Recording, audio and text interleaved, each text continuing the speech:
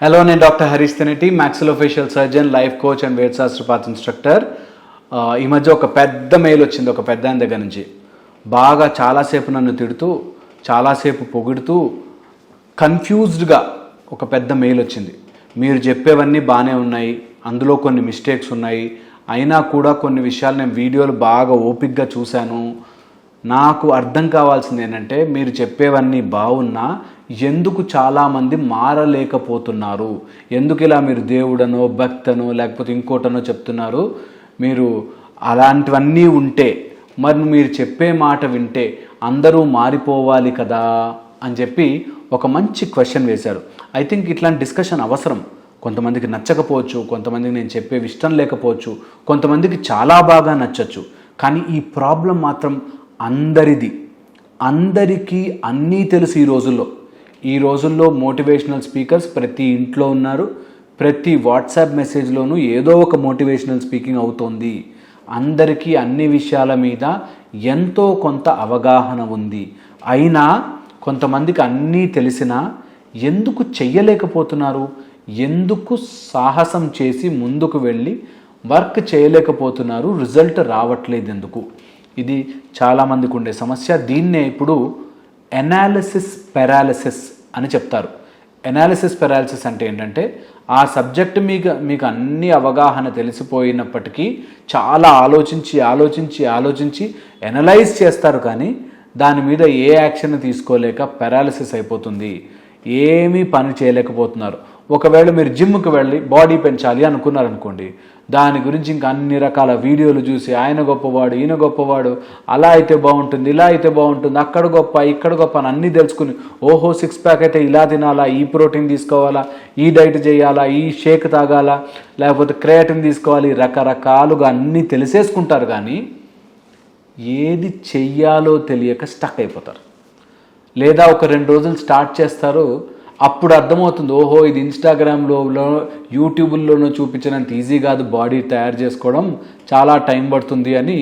అది నాకు చేత కాదు అని ఒప్పుకోలేక ఏం చేస్తారంటే, యాక్చువల్గా ఆఫీస్ బిజీ ఉన్నాను బాస్, ఈ మధ్య మా ఇంట్లో మ్యారేజ్ వచ్చింది, ఆ మ్యారేజ్ ఫంక్షన్ వల్ల బిజీ అయిపోయాను, రేపు ఎగ్జామ్ ఉంది దానివల్ల బిజీ అయిపోయాను, ఆ నెక్స్ట్ మంత్ ఎగ్జామ్ ఉంది కాబట్టి బిజీ అయిపోయాను, ఇట్లాగా ఏదో కారణాలు చెప్పి పని మాత్రం చేయరు. పోనీ దాని గురించి ఇన్ఫర్మేషన్ అడగండి, బైసెప్స్ ఎలా చేయాలి, ట్రైసెప్స్ ఎలా చేయాలని టక చెప్తారు. లేదా యూట్యూబ్లో వీడియోలు ఓపెన్ చేసి షేర్ కూడా చేస్తారు, కానీ చెయ్యరు. టూ మచ్ ఆఫ్ అనాలిసిస్ చేయడం ఈ రోజుల్లో పెద్ద పాండమిక్గా మారింది.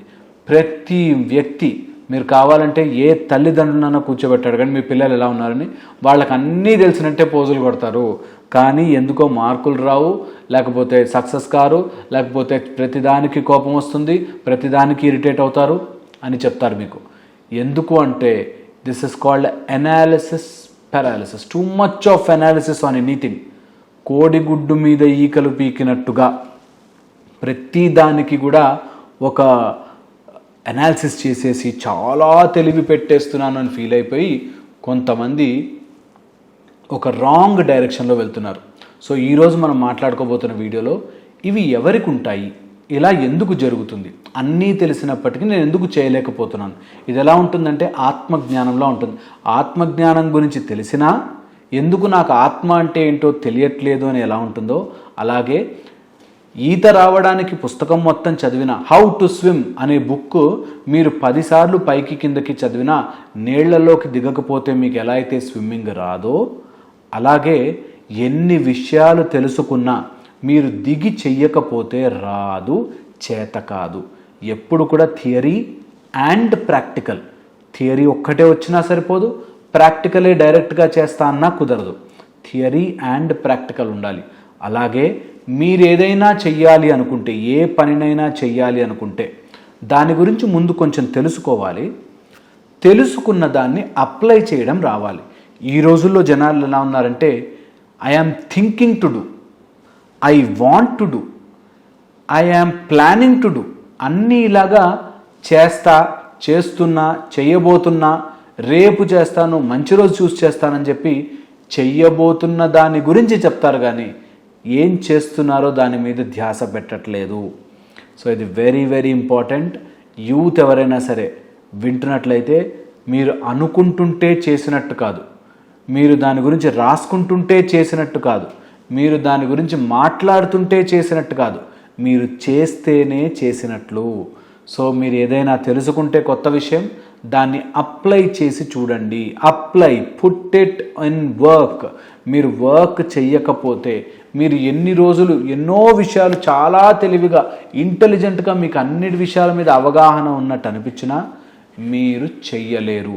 అండ్ ఇన్ఫర్మేషన్ ఓవర్లోడ్ వల్ల ఒక్కొక్కడు ఒక్కొక్కలా చెప్పి మిమ్మల్ని కన్ఫ్యూజన్లో ముంచేస్తాడు. ఇది బాగా గుర్తుపెట్టుకోండి. ఎందుకంటే ఈరోజంతా ఇన్ఫర్మేషన్ వరల్డ్. ఇప్పుడు నేను కూడా నా వీడియో చేస్తున్నానంటే నా ఇన్ఫర్మేషన్ మీకు ఇస్తున్నా కదా, మీకు ఇంకో లాజిక్ అర్థమవుతుంది, అక్కడి నుంచి ఇంకో ఇన్ఫర్మేషన్ ఇస్తాడు. అందుకే ఈ రోజుల్లో అనాలిసిస్ పారాలిసిస్ పెరిగిపోతుంది, ఇన్ఫర్మేషన్ ఓవర్లోడ్ ఎక్కువైపోయి యాక్షన్లోకి లేకుండా పోతుంది. దీనికి గల కారణము ఇన్ఫర్మేషన్ ఎక్కువ తెలిసిపోయి మన బ్రెయిన్ ఏమనుకుంటుందంటే నాకు తెలిసింది, ఓ ఇది ఈజీ అని అనిపిస్తుంది ఫస్ట్లో. తర్వాత ఇన్ఫర్మేషన్ తెలుసుకుంటూ ఉంటే అమ్మో ఇదంతా మన వల్ల కాదు, చాలా కష్టం అనిపిస్తుంది. అండ్ తర్వాత ఇంత చేసినా ఏం లాభం, వాడు సెటిల్ అయ్యాడా వీడు సెటిల్ అయ్యాడా అని ఎవరినో చూపించి, ఎప్పుడైతే మీరు చేయకూడదు అని అనిపిస్తుందో అప్పుడు ఎవరెవరినో ఎగ్జాంపుల్ చూపించి మిమ్మల్ని కన్ఫ్యూజ్ చేస్తుంది. ఇదే మైండ్ చేసే పని.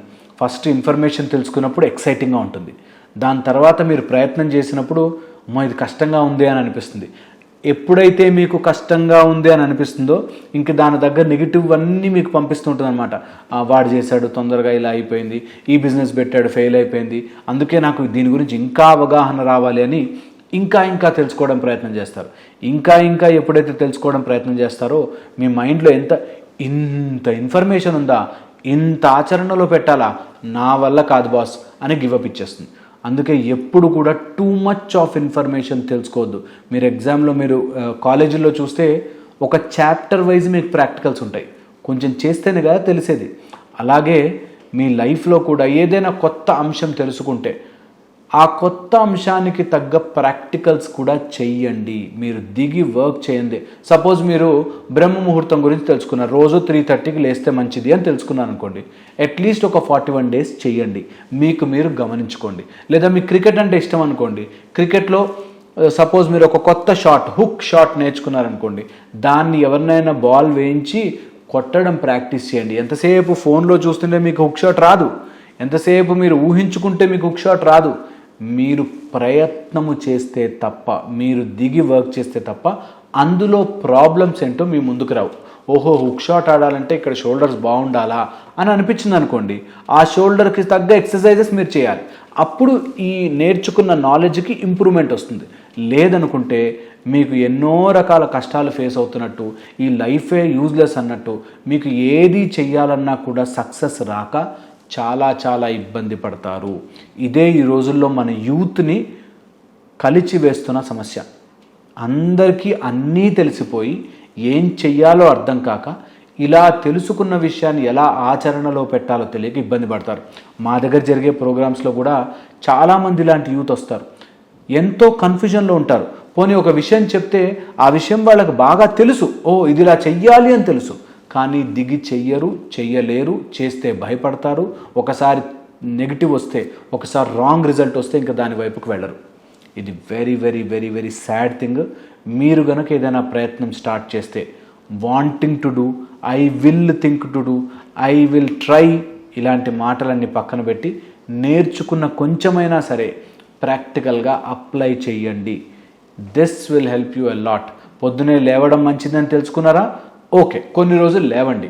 పొద్దునే లేచాక వేడి నీళ్ళు తాగడం మంచిదని తెలుసుకున్నారా, ఓకే, కొన్ని రోజులు ట్రై చేయండి. అట్లీస్ట్ మీరు ట్రై చేస్తే మీ శరీరం ఎలా రియాక్ట్ అవుతుందో మీకు తెలుస్తుంది. తెలియనంత వరకు మీరు వీడియోలు చూస్తూ ఉంటారు, చూస్తున్నంతసేపు బబ్బా అనిపిస్తుంది, దాని తర్వాత మీరు స్లోగా డల్నెస్లోకి వెళ్ళిపోతారు, ఎప్పటికీ మీరు ఆ పని చేయలేరు. సో ఇది very important. Too much of analysis చేయొద్దు. చాలామంది అన్నీ అనాలిసిస్ చేసి ఏమీ చేయకుండా ఇంట్లో పడేడుస్తుంటారు. అలా చెయ్యకండి. బిజినెస్ పెడదాం, దాని గురించి కొంచెం తెలుసుకోండి, చిన్న అమౌంట్తో ఇన్వెస్ట్ చేయండి, బిజినెస్ పెట్టండి. అంతేగాని బిజినెస్ గురించి నేను ఇంకా స్టడీ చేస్తున్నానండి, మార్కెట్ స్టడీ చేస్తున్నానండి, పుణ్యం కాలం కాస్త అయిపోతుంది. ప్రయత్నం చేయండి, ఫెయిల్ అవ్వచ్చు. ఫెయిల్ అయితే దాన్ని వదిలేయకుండా దాన్ని ఎలా ఇంప్రూవ్ చేయాలో తెలుసుకోండి. కాస్త టైం పట్టినా ఇదే లైఫ్లో మజా. లేదనుకోండి మీకు ఎప్పటికీ ఏది కూడా రెడీగా అన్ని అవార్డులు తెచ్చి మీ చేతిలో పెట్టరు.